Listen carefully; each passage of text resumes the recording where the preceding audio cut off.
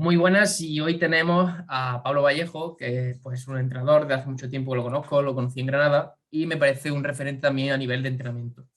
Para que lo conozcáis vosotros mejor directamente, que él le haga una pequeña presentación de él y a de lo que se dedica hoy en día, ¿vale? Buenas, ¿qué pasa? ¿Cómo estamos? Muchas gracias por invitarme, lo primero. Un placer para mí, para poder contar mi experiencia diaria. Pues Pablo Vallejo es un entrenador de campo, de trinchera total, que trabaja en una clínica de fisioterapia y con menos horas en un centro donde hizo las prácticas, que es TBT, se llama TBT, allí en Granada, que no tiene fisioterapia, no tiene parte de fisioterapia, son 3 entrenadores. Y soy graduado en Ciencia de Actividad Física del Deporte, me fui a Granada por el máster de entrenamiento personal y a partir de ahí empecé a adentrarme en este mundo y a poner mi granito de arena en esto del entrenamiento, de la adaptación, que se le llama mucho también, que me gusta más explicar que yo me dedico al entrenamiento y que no soy ni que me preguntan que si soy físico, que si no sé. Me dedico al entrenamiento y ya está. Aparte, estoy en la Federación Andaluza de Balonmano y he ido a alguna actividad con la española, como preparador físico de la española. Y Pablo, a nivel de balonmano, es decir, tú también jugabas balonmano playa y también has ido, como has dicho, con la selección española de balonmano. Es decir, ¿cómo consideras la experiencia tanto de jugador como a nivel de preparación física? Pues las valoro muchísimo las dos y creo que jugar me ayuda mucho a entender claramente el deporte y las necesidades que tiene ese deporte para después preparar a nivel condicional a los deportistas o a los jugadores de balonmano y jugadoras de balonmano. En cuanto al playa, es más, no he tenido jugadores de playa entrenando conmigo porque en Granada no hay muchos jugadores y casualmente cuando es invierno, que es cuando yo trabajo, allí se juega al pista, se juega indoor, pero ya te digo, o sea, el playa para mí es mi forma de escape, mi forma de vida, es cuando yo me reencuentro con mi familia y mi amigo, y es cada fin de semana, durante de mayo a agosto, que ha sido este año, por ejemplo, y para mí fundamental a nivel de juego. Después, como entrenador, estoy con la selección, este fin de semana pasado estuve con la selección juvenil masculina como segundo entrenador, que fuimos al Campeonato de España de Comunidades Autónomas con Andalucía y, hombre, la verdad que nos ha ido bastante bien.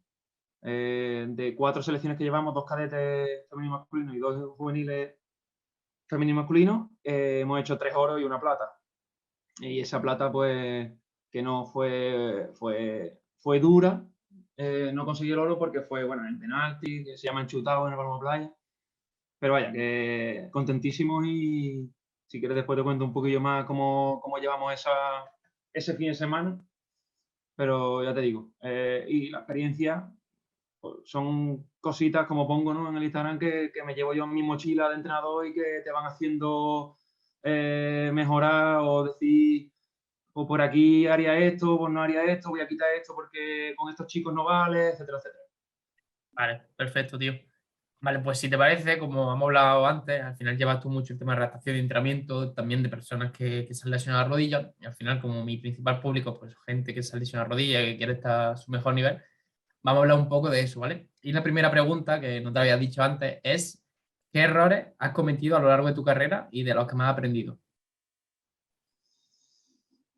Uf, errores muchísimos seguro. He de decir que tengo la suerte y creo que, yo qué sé, que no sé si le preguntaras a otro entrenador y eso te diría que se ha cargado a alguien. Tengo la suerte de que no ha habido recidiva de lo que yo he podido ayudar o recuperar. No tiene recidiva, que eso es importante. Ni había otras lesiones colindantes o por recidivas musculares después de cirugías o de lo que haya tratado. Pero a nivel de práctica, pues seguro que he tenido, ahora mismo no caigo, pues lo típico de a lo mejor pasarte de o que venga con un dolor mayor al día siguiente o los 2 días, pero intento ser bastante cauto, o sea, intento que la progresión sea tranquila y que la persona entienda que tiene que educarse en el proceso, no en el resultado del día. Pero, vaya, errores habré tenido muchísimo. O sea, al final yo creo que los clientes muchas veces no te cuentan todo lo que sienten. Y si me los contaran todo o tuviera una cámara en su casa, vería, pues, ahí Pablo se ha equivocado y no se lo digo porque a lo mejor me da cosa, ¿sabes? Vale, sí, yo creo que al final uno de los principales errores que hemos cometido todos y que tengo en común con todos es que de vez en cuando nos hemos pasado por la carga y eso pues ya está, no pasa nada y poquito a poco. Otro de los aspectos bastante importantes que considero yo, sobre todo con mis pacientes, clientes, amigos, etcétera, es inculcarle ciertos hábitos, es decir, al inculcarle ciertos hábitos al paciente para que al final él sepa manejarse, sepa gestionarse, etcétera. Ya que al final me parece una idea bastante importante eso, que considere que también todos los hábitos influyen y no solo el tema del ejercicio físico. ¿Cómo de importante crees tú que es inculcarle ciertos hábitos y también cómo lo haces con ellos? Pues como tú dices, es fundamental. A mí me parece fundamental. No lo hacía tanto hace unos años y creo que le pongo un porcentaje muchísimo más alto en mi día a día ahora con ellos, porque también he leído más yo sobre ellos, tengo más información que brindarles y más mascada, para que sea más accesible. Eh, Sobre todo les hablo de los hábitos diarios, como dice, ¿no? De ahora que todo que es un poco más famoso, que se lee más sobre eso, de la respiración, la meditación, las duchas de agua fría, la exposición al sol, el proceso inflamatorio, cómo llevar el proceso inflamatorio un poquito mejor. Sobre todo el ligamento cruzado que me vienen a lo mejor recién operados o que me vienen 3 meses después de operación, que suele ser entre 1 y 3 meses y después de operar cuando vienen, porque todavía no tienen, creo que hay un fallo de conexión o de intercambio de información entre el trauma o médico con nuestra profesión o la profesión del fisioterapeuta, que tiene que lo recomendable sería que viniera antes, ¿no? Pero bueno, creo que esa información que le doy ahora incluso la antepongo al entrenamiento. O sea, en la información del hábito diario, al final ellos comen todos los días, respiran todos los días, se duchan todos los días, están muchas más horas sin mí que conmigo. Entonces, creo que brindarle la información para que vayan cambiando pequeñas cositas, que ciertas cosas que yo les digo, ponen la mano en el cielo o dicen cómo voy a hacer yo eso, y poco a poco es como un pájaro carpintero, ¿no? Vas un poquito ahí dándole y al final vas sacando ese jugo y con que se queden con una parte de lo que tú le das, creo que es bastante... Después te lo agradecen, la mayoría te lo agradecen. Sí, totalmente, tío, pero al final es muchas veces difícil, es decir, al final siempre hemos visto eso, que al final siempre viene la sesión y se cree que en la sesión, se hace una sesión o dos a la semana, ya va a mejorar totalmente su recuperación y hay muchas cosas que mejorar porque normalmente en la sociedad en la que estamos es muy difícil ver a gente con unos buenos hábitos y al final por eso quieras que nos repercute notablemente. Hoy también, Pablo, he hablado un poco sobre la inmovilización, sobre el reposo absoluto y pues todos los perjuicios que tiene. Y has dicho tú una frase bastante interesante que has dicho que no hay conexión a día de hoy entre la medicina, traumatólogos, no todos, pero con eso y con nuestra rama. Es decir, la pregunta es, ¿cómo de importante ves tú el tratamiento activo del día uno de la lesión? Eh, Como te he dicho antes, o sea, lo veo fundamental, lo veo prioritario. Si esa persona, no solo por la recuperación que sea más sana, entre comillas, ¿no? Más fluida, que tenga una confianza en sí misma y una autonomía eh, la persona desde el primer día, yo creo que la comunicación tiene que ser, tiene que existir. Creo que yo como trabajo con mi compañera Andrea, pasan por ella a nivel de cicatrices, si hay cirugía o si no, y combinamos los días. Si en una semana la ve a ella un día, me ve a mí dos. Si a ella le ve dos, a mí me ve uno.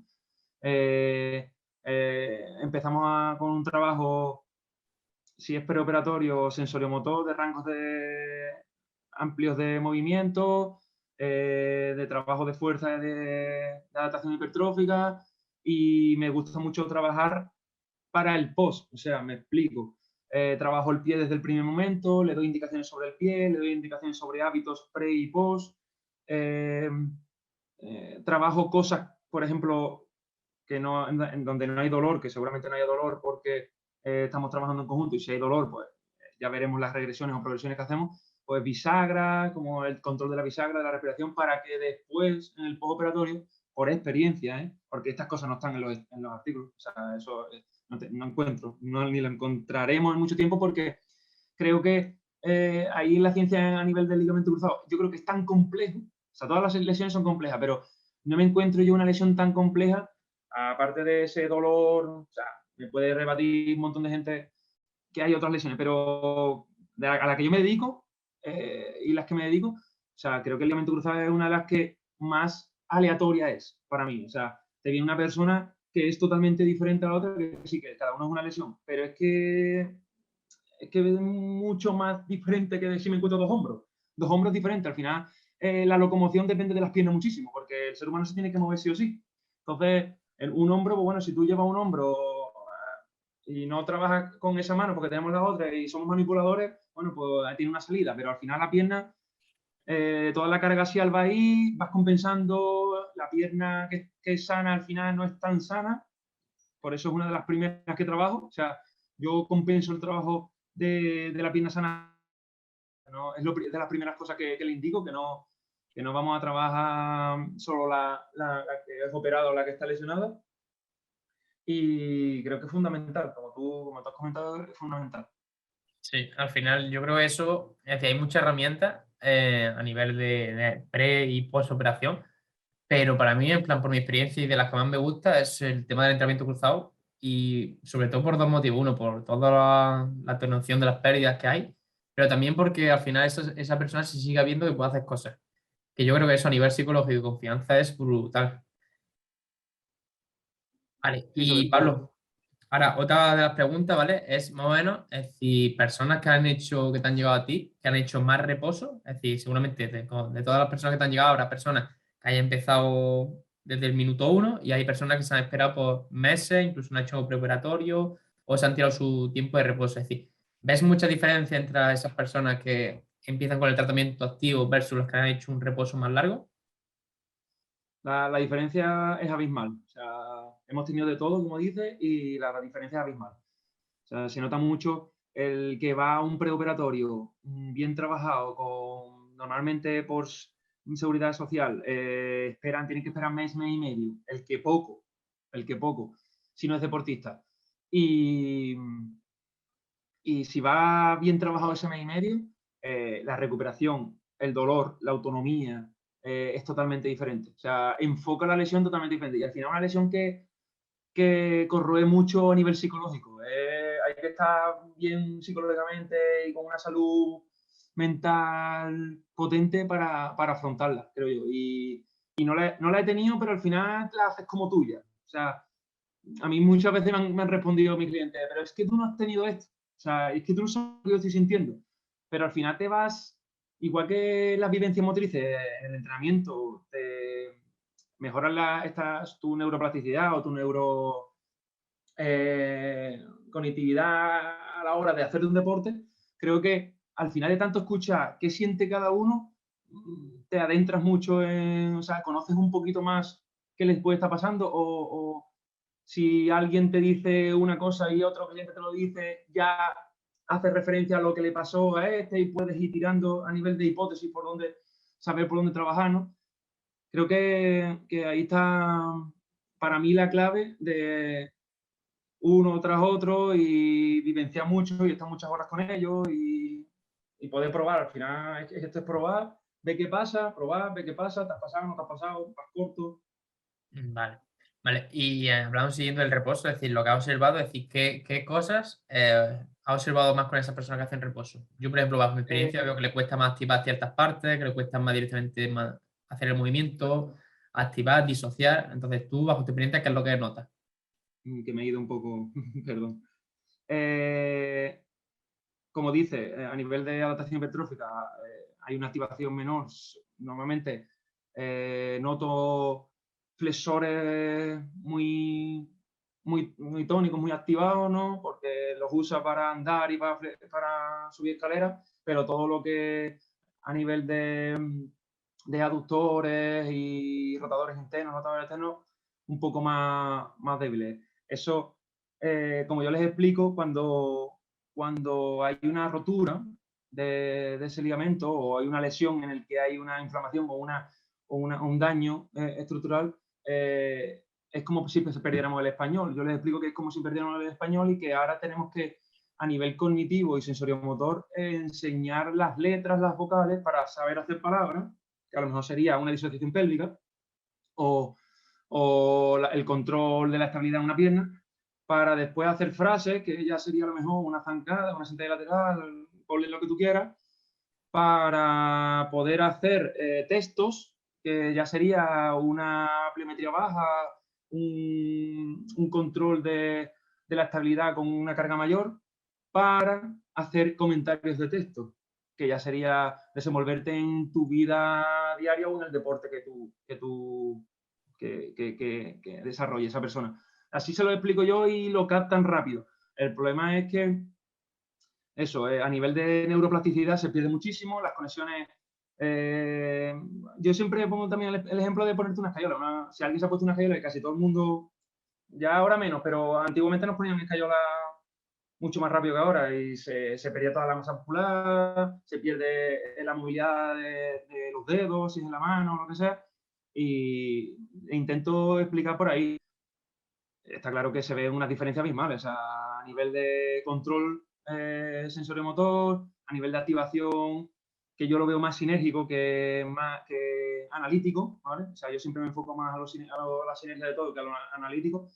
Me da igual que no active una parte o sea, al final van a venir otros a ayudar. Lo que quiero es que llegue un momento en que si yo le exijo una carga, se adapte esa musculatura a dar lo mismo que las demás, ¿no?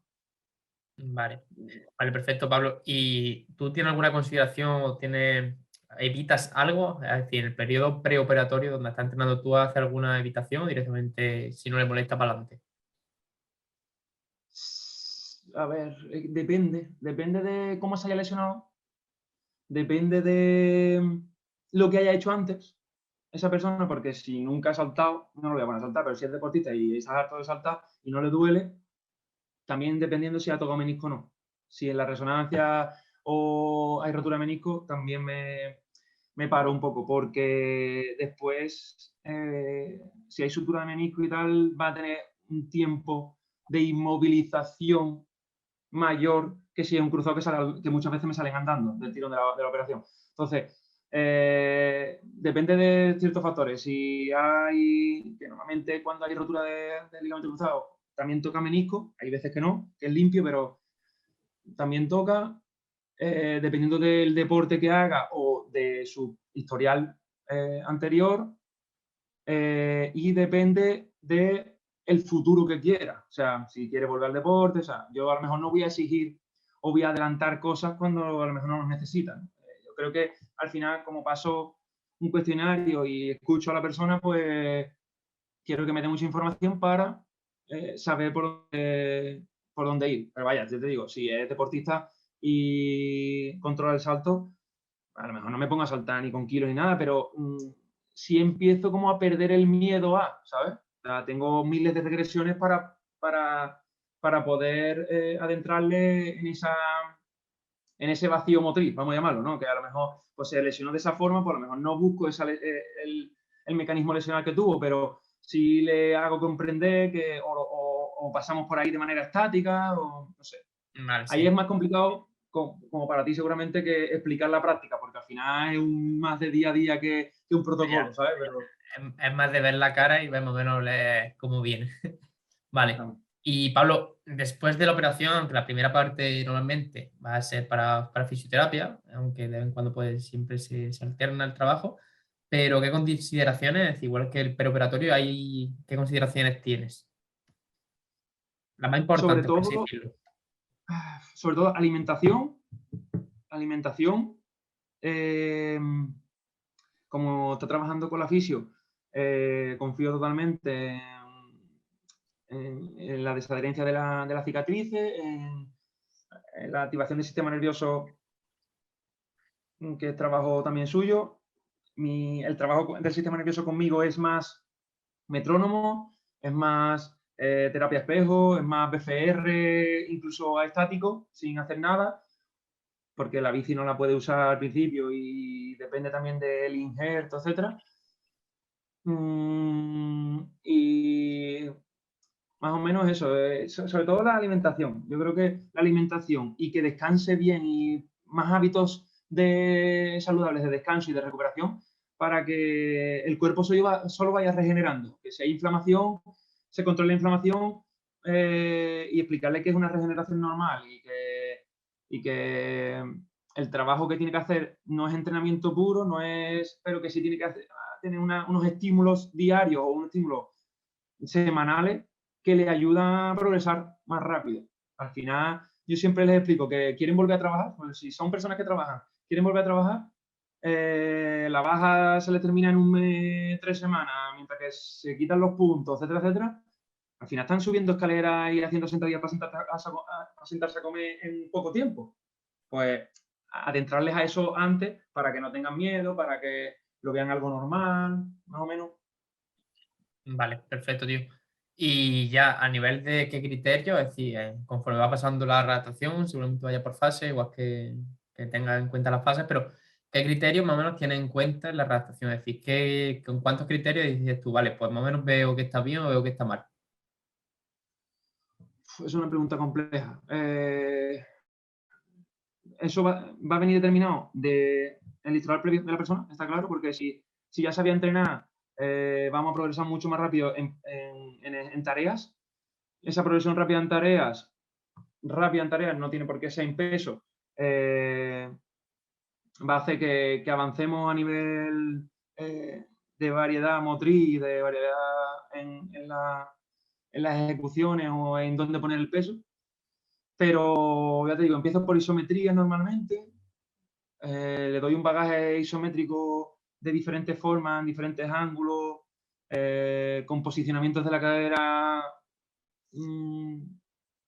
que sean óptimos para un futuro trabajo. O sea, realmente lo que hago es preparar el futuro trabajo. O sea, como todos, ¿no? Creo yo, pero que me baso mucho en ir lento al principio, en preparar bien ese control de la cadera, esa autonomía, esa conciencia del cuerpo, para que después no perder tiempo en tener que dar pasos para atrás. Por experiencia me sale mejor. O sea, ir un poco más lento al principio para después no ir rápido, pero sí no tener que dar muchos pasos para atrás. Si tengo que dar pasos para atrás, sea por tolerancia a la carga, no por ejecución. Vale. Y en plan, test que tengas tú para el Return to Play, es decir, que tú tengas, por ejemplo, 5 o 6 ¿vale? Estos los considero esenciales. También me parece, entre comillas, una mentira. O sea, pero los hago. Los hago sobre todo para motivar, para que ellos se motiven.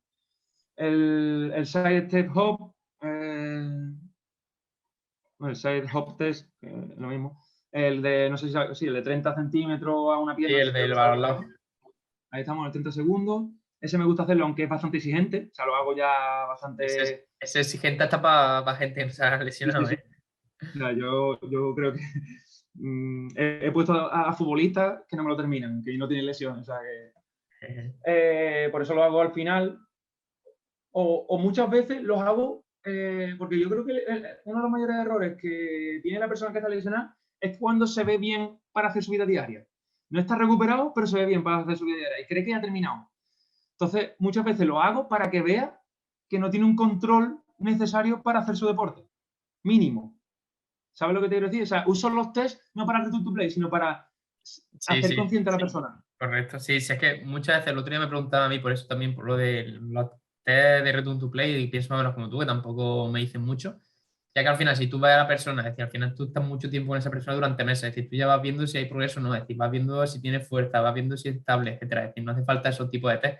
Pero es verdad que muchas veces se usan, por lo que acabas de decir tú, directamente hay gente que se cree que ya está para volver al deporte y tú sabes que no, y directamente se lo hace más que va a decir, vale, vamos a ver esto. O hay gente directamente que le motiva a lo mejor directamente a hacerlo y dice, vale, pues me veo bien. Y que hay también algo de confianza, que al final yo creo que esa de la confianza es también otro factor clave en la redactación. Está claro, o sea, yo ya te digo, veo fundamental tener una batería de test. Bueno, te digo, el Square, que es, hago dibujo con conos y en el menor tiempo posible entran y salen a pata coja. He metido de los últimos que leí, uno de los artículos que más me gustó, o me invento yo test también, o sea, los saltos laterales en distancia con un patrón rotacional o transversal. Eh, o le adecuo el test a la persona, incluso, no sé, pero uso bastante, sobre todo CMJ, que me muevan la carga a una velocidad en sentadilla, por ejemplo, también me dice mucho. Pero ya te digo, yo he tenido personas que se mueven de locos, que a nivel de, o sea, los pongo en pista y los shafts, el cambio de dirección, lo controlan bien, buenos ángulos, me tiran a velocidad, controlan variedad de sentadillas, de pesos muertos y de lo que quiera. Y después a lo mejor en el side step te hacen 28. O sea, ¿qué quiere decirme a mí eso? Que le falta, ¿vale? Que a nivel, lo que más veo yo que se falla, porque es normal, porque es a nivel unipodal. O sea, a nivel unipodal, un drop ya unipodal creo que puede ser de las cosas más complicadas que hay tanto para una persona que esté bien, es complicado tener la misma fuerza con los dos, que ya dependiendo del deporte, por ejemplo, en jugadores de balonmano hay una descompensación brutal entre una pierna y otra porque se salta normalmente con una pierna y me pasa a mí, vaya. Y creo que el control a una pierna es de las cosas, bueno, más infravalorada tampoco porque ahora se trabaja mucho más, pero que la gente es más reacia a trabajar ese unipodal, ¿sabes? Por sí Sí, sola, no sé si me explico. O sea, sí, ellos sí. ven la sentadilla, 120 kilos de sentadilla, perfecto, pero si no me hace una búlgara con 20 kilos, no me estás aportando tanto, ¿sabes? Por ejemplo. Correcto. Por un ejemplo. Sí, sí, sí. Ponerlo a hacer a lo mejor un remo, una pole a una pierna y ves que se desestabiliza y es que esto es que es una tontería. Y al final lo que quiere es levantar hierro a muerte. Vale, Exacto. Pablo. Pues quiero hablar también un poco sobre la famosa condromalacia, como la gente lo quiera llamar directamente. Y cómo ves tú directamente, es decir, al final ya hay mucha gente que lleva mucho tiempo con esa famosa palabra directamente, donde han fragilizado un poco y no saben qué hacer, ven que le molesta cada X tiempo, que no soportan carga, etcétera. ¿Cómo de importante ves tú el entrenamiento de fuerza en ese tipo de personas? Yo creo que esa es mi respuesta también, es fundamental, o sea, yo lo veo fundamental. Veo que, y he tenido varios últimamente, es más complejo, creo que a veces ese dolor, esa sensibilización que tiene, es más compleja que un ligamento cruzado a nivel de dolor, me hablo, no de la readaptación o del reentrenamiento. A nivel de dolor creo que es más complicado porque he tenido personas de un año de dolor que no es incapacitante porque siguen corriendo para la oposición, pero les duele mucho o viven momentos semanales o mensuales en los que les duele mucho. Y más que más que una lesión de a lo mejor que lo que va en vivencia un ligamento cruzado, ¿sabes? Por comparar. Es incomparable, pero bueno, por comparar. Creo que el entrenamiento de fuerza a nivel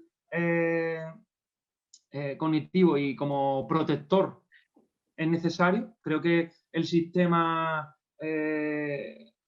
ve como un gran refuerzo y un gran escudo el tener masa muscular y da una información, al final está lleno de propioceptores, ¿no? Todos los tejidos que tenemos y es información muy positiva que le llega a nuestro sistema y lo devuelve con una baja de la sensibilización, una autonomía mayor, una autoestima mayor porque se ve que puede hacer más cosas, a poder hacer más cosas puede que vengan molestias, que me ha pasado, ¿no?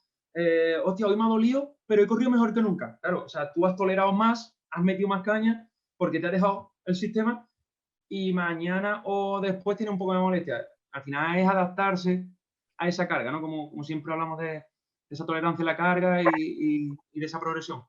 Pero ya te digo, para mí es una reflexión que te he comentado esta mañana. Tengo una chica que lleva un año de dolor en las dos rodillas, empezó conmigo y tal, y la mejora fue bastante, cambiamos un poquito, era opositora, cambiamos un poquito la técnica de carrera, porque veía que había los picos de fuerza, no los pude calcular, claramente no tengo instrumentos para, pero yo veía que la amortiguación y los picos de fuerza podían ser altos en su estructura, y fuimos cambiando ciertas cosas. Técnica de carrera, fuimos tolerando, fuimos flexionando la rodilla más rangos, porque no tenía miedo a... Y ahora que yo me he ido de vacaciones y ha bajado un poquito el nivel de fuerza, han vuelto las molestias. Entonces, al final, es lo que te digo, ¿no? Es como su sistema lo ve como protección y no avisa de... No manda ambulancias que estén allí diciendo, ¿qué pasa aquí? O sea, no, quiere volver a la fuerza, quiere volver al movimiento, aunque ella siga corriendo y siga haciendo su trabajo, pero no es lo mismo esa inflamación y esa regeneración que crea el trabajar la masa muscular o la fuerza que él hace su deporte o al correo, no sé. Son cosas mías que yo me voy preguntando porque es difícil entender por qué una persona que no tiene nada, porque a nivel de resonancia solo tenía un desplazamiento, superior de la rótula, que por eso le decían que por eso podía rozar, etcétera, etcétera, pero una persona con 30 años ya su estructura puede estar adaptada y que le siga doliendo o que lleve un año doliéndole y que en un mes por trabajar fuerza ya le duele menos. Algo está pasando que está cambiando, ¿no?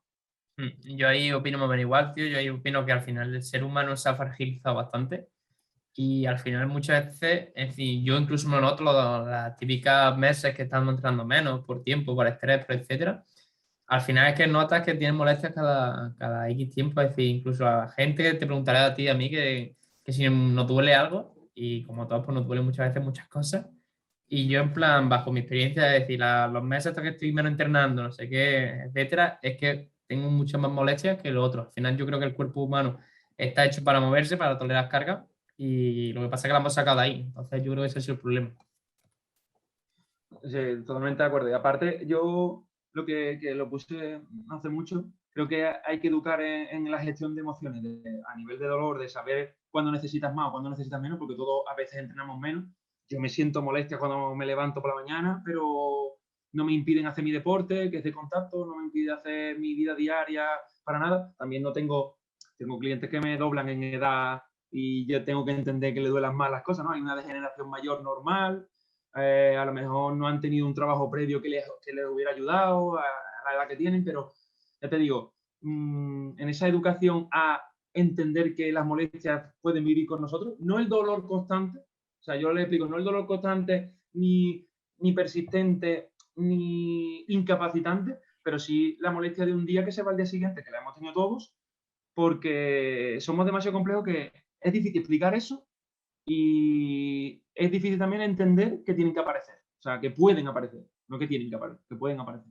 Sí, yo ahí igual creo que es esencial eso, transmitir la idea de que a todos nos molesta y que no pasa nada porque moleste 2 o 3 días, que al final es algo del ser humano. Y yo creo que incluso yo con muchos pacientes, igual que tú, más que explicar eso y poquito a poco, como has dicho tú, palito a palito, directamente ya se le queda la idea y ya lo van asociando. Es decir, al final es normal que nos moleste un día la rodilla, un día el hombro, un día la espalda y ya está. Lo suyo es pasar 2 o 3 días y listo, que no pasa nada.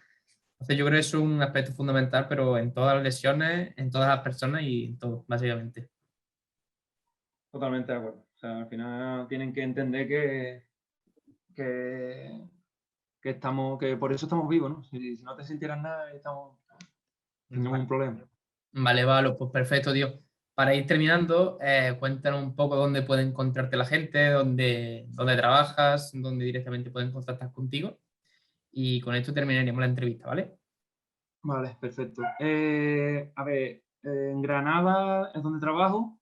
Ahora mismo, bueno, estoy en Cádiz y alguna vez cuando estoy de vacaciones, pues tengo algunos clientes que, por eso, de rodilla y eso, pero en Granada que estoy habitualmente, la clínica Fisioterapia Andrea Romero Burgos, ¿vale? Que es mi compañera.